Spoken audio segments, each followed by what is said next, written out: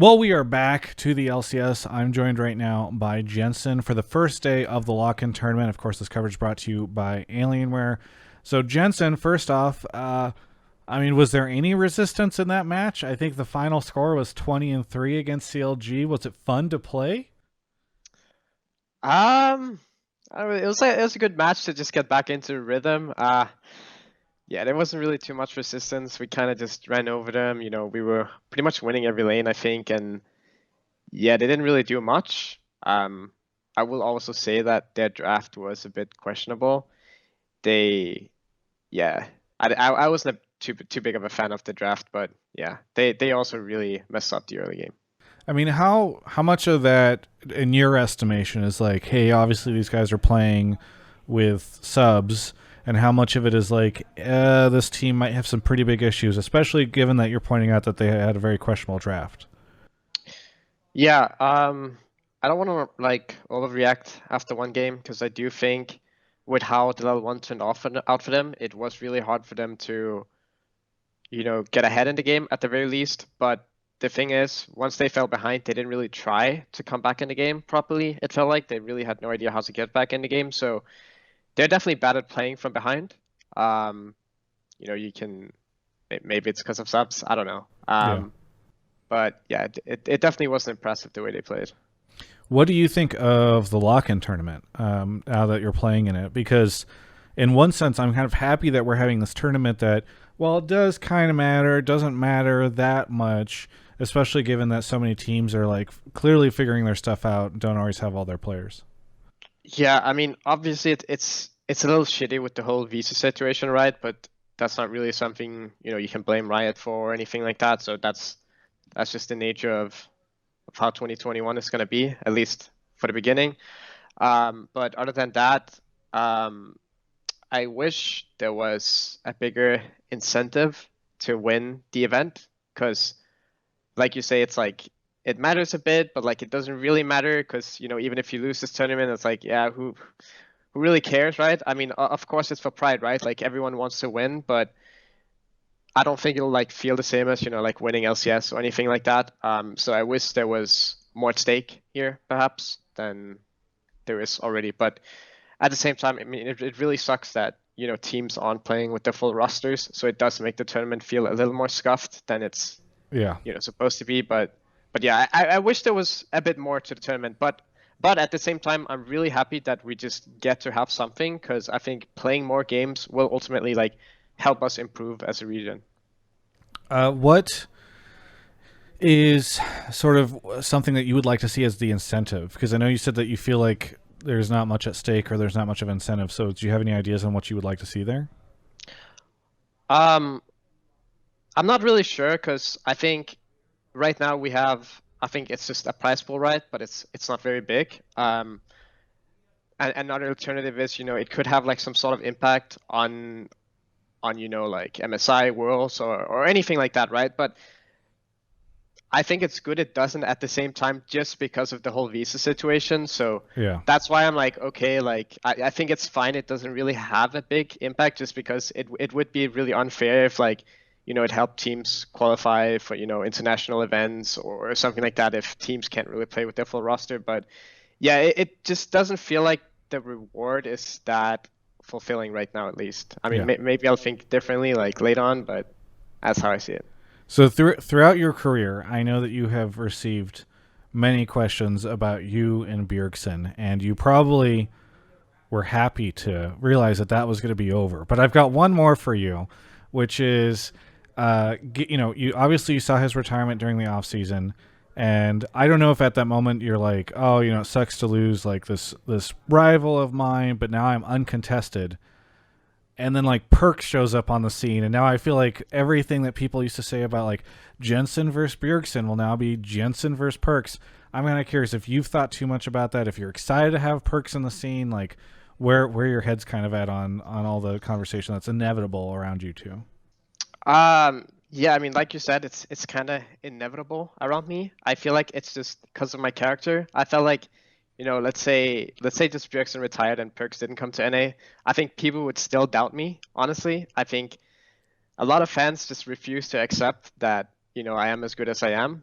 And they will always be like, yeah, but like, we also still have Power of Evil. Like, is he really the best? Like that was kind of like the narrative that was forming when Bjergsen retired. It was like, I don't really want to say Jensen is the best yet. Like, even though like basically for my entire career, it's like, oh, Jensen versus Bjergsen, and then Bjergsen retires. It's like, yeah, but I don't think Jensen is there quite yet. Like, Right. so honestly, like I felt like no matter what, it would still be the same narrative. So to me, it doesn't really matter. Like, I mean, obviously, it would be nice if people would like, appreciate me and, just see me as the best, if that's truly how I am, because I definitely felt that way at times, right? But it feels like kind of impossible for me to overcome that narrative. But yeah, on another note, I think it's exciting that Perkz comes to N8, so we will have a new storyline, I guess. Yeah. I don't know if you've been able to scrim against them or anything like that, but do you feel like you guys will be able to teach each other a lot, or you'll learn a lot playing against him? I mean, obviously, there's all these studies that say that whenever you have like a rival, it often helps both players get better. So I'm kind of curious, like, what your expectations are for playing against him. I mean, I think Perkz is a very well accomplished player, right? Obviously, but I just don't think he's as good mid lane as people think he is. I definitely think he is very overhyped in that aspect. So I don't know if like it'll actually be like someone I can learn too much from, at least on an individual level. This might come off like very arrogant or cocky. But no, I love it. You were replacing the Bjergsen narrative already with the Perkz one. You're already doing it for us.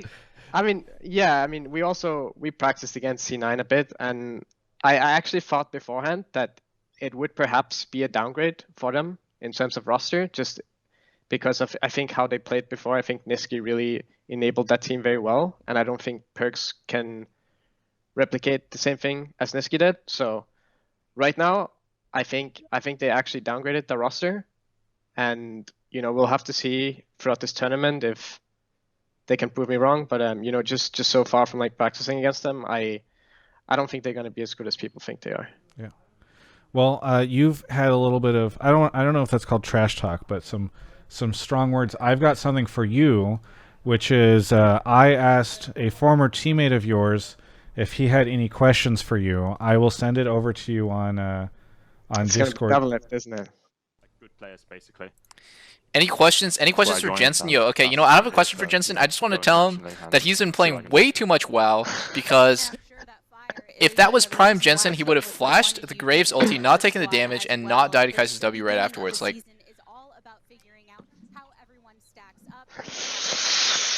it's a joke, guys. Jensen is not playing WoW anymore now that the season started. Obviously, just a prank. Okay. I'm glad the ending was there, because I was actually just about to say I have been like, I think I spent like 2 hours on WoW since the new season started. So I pretty much like more or less quit. But it's true though.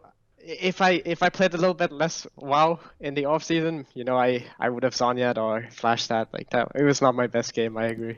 Well, you had that amazing moment where you did survive, where people thought you were about to die in the mid lane. So obviously there was some good stuff there too. So regardless, I thought it was kind of fun to bring that back.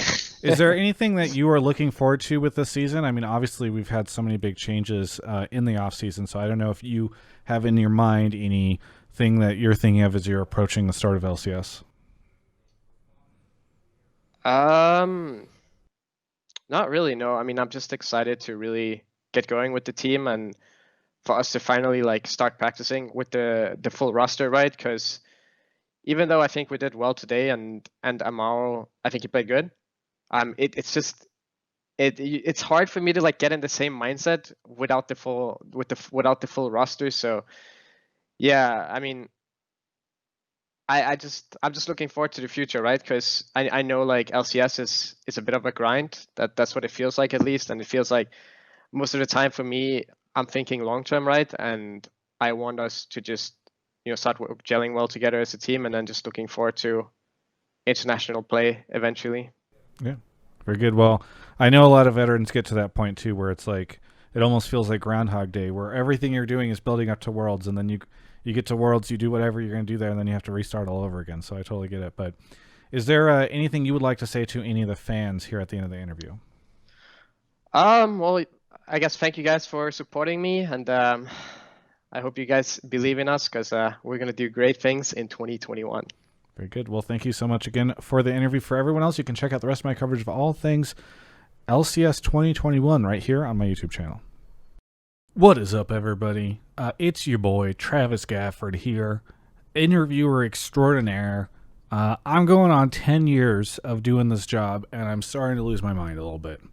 And I think I would have also lost my car and my apartment and a lot of other things besides my mind if I had not had Alienware as a sponsor for these past couple years. So thank you so much to them. Go check out their new stuff, alienware.com/Travis. Travis 10 off Q4. That link is in the video description below. And we thank Alienware so much for their support of the channel.